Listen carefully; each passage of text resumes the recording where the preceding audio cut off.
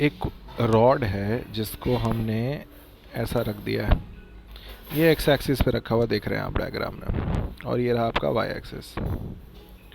उन्होंने बोला ये पॉइंट वो है ओरिजिन, जिसको रॉड का फ्री एंड भी मैं कह सकता हूँ। रॉड अपने फ्री एंड के अबाउट जब घूमता है, यानी कि मैं आई अबाउट ओ बोलूँ तो उसका आंसर हम सबको पता है ml² by 3 होता है, ठीक है। पर उन्होंने बोला है कि about which locus of all points, ऐसे कितने पॉइंट्स हैं और उनका स्ट्रक्चर क्या है जिनके about moment of inertia of the rod is same as that about O. तो मैं वो पॉइंट कहीं भी मान लेता हूँ रैंडमली, यहाँ मान लेता हूँ ये पॉइंट पी है, ये रॉड का सेंटर है। हमें पता है कि पैरेलल एक्सिस थ्योरम कहता है कि मैं अगर सेंटर से यहाँ तक शिफ्ट हो जाऊँ, है ना, तो ये वाला पॉइंट, इस पॉइंट के कोऑर्डिनेट्स मैं x, y बोल रहा हूँ, ये x है ये y है। हमने मान लिया कि p के कोऑर्डिनेट्स x, y हैं। तो अगर आप वो शिफ्ट देखें तो वो शिफ्ट कितना है, वो डॉटेड लाइन, ये जो होगा ये बेस हो जाएगा, और ये जो होगा ये परपेंडिकुलर हो जाएगा।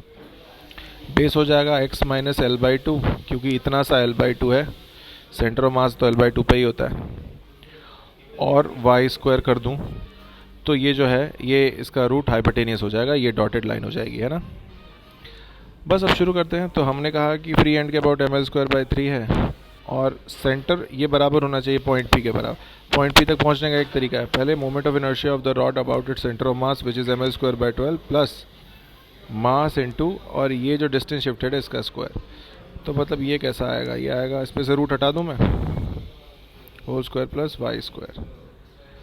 अब ऐसे पॉइंट्स कैसे होंगे, ये जो P वाले पॉइंट्स हैं ऐसे तो सारे ही पॉइंट्स होंगे ना, ऐसे जो सर्कल अगर मैं बना दूं, वैसे तो ये इक्वेशन ही सर्कुलर बता रही है, पर यहाँ पे ऐसा पॉइंट नीचे भी होगा, यहाँ पे पॉइंट Q जिसकी दूरी सेम होगी, और ऐसे साइड में भी पॉइंट्स हो सकते हैं ना। तो ये बन क्या रहा है, ये सर्कल बन रहा है, और ये इक्वेशन में भी x² है y² है, तो ये बता रहा है कि ये सर्कुलर ट्रेजेक्ट्री है ना। तो locus will be a circle here, which is point number B here, which is correct option.